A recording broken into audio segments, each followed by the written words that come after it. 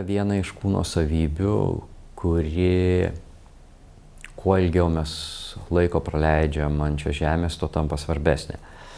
Todėl, kad jeigu taip labai paprastai, nekalbant apie viską, kas, vadinkim, vyksta bėgant metam, tai pagrindiniai dalykai, kurie yra, tai yra vėlgi tas vadinamas sarkopenijos fenomenas, kad mes prarandam aktyvią raumeninę masę, yra balanso koordinacijos sutrikimai ir lankstumo sutrikimai, kūno paslankumo, sąnarių paslankumo sutrikimai.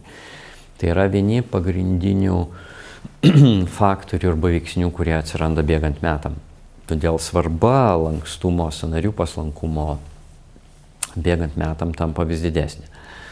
Ir čia aš turbūt neakcentuočiau šitos savybės kaip tiesiog savybės dėl savybės, bet sakyčiau taip, kad nuo to labai priklauso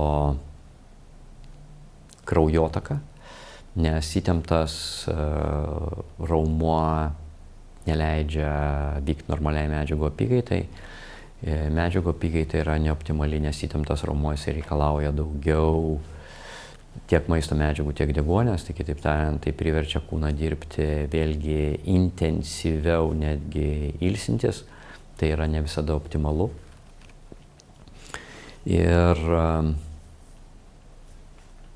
taikant tam tikras lankstumo problemas, poveikis juntamas dažniausiai jau po 3-4 mėnesių, bet čia reikia įvertinti, ne visi mes turim vienodas savybės būti pakankamai lankščiais.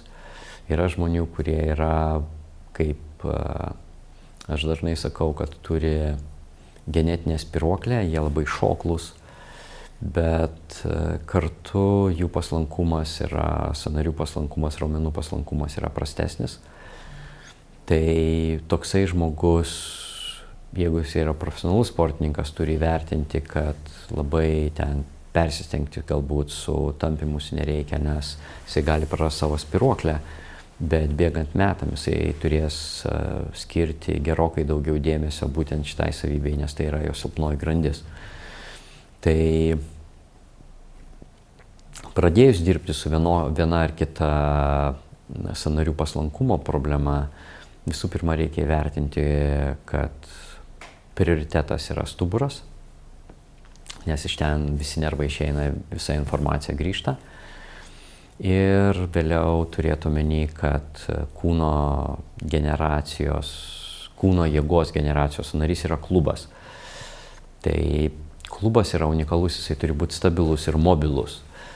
Tai čia aš išskirčiau tos prioritetus, jeigu mes pradėtume kalbėti apie tam tikras sąnarių paslankumo programas, bet pradėjus tokią programą daryti, reikėtų turėti kantrybės, nes nieks nevyksta greitai. Tai jeigu mes, sakykime, 25 metus sėdėjom ir po to norim per mėnesį padaryti špagatą, galim visi padaryti špagatą, bet vieną kartą. Tai kitaip tariant, padarius vieną kartą, vėliau ilgą laiką teks gydytis. Tai čia tiesiog reikia kantrybės, ar turint kantrybės, tai atsiperka, kūnas tai reaguoja, tampa paslankesnis, sveikesnis, pagerėja kraujotaka.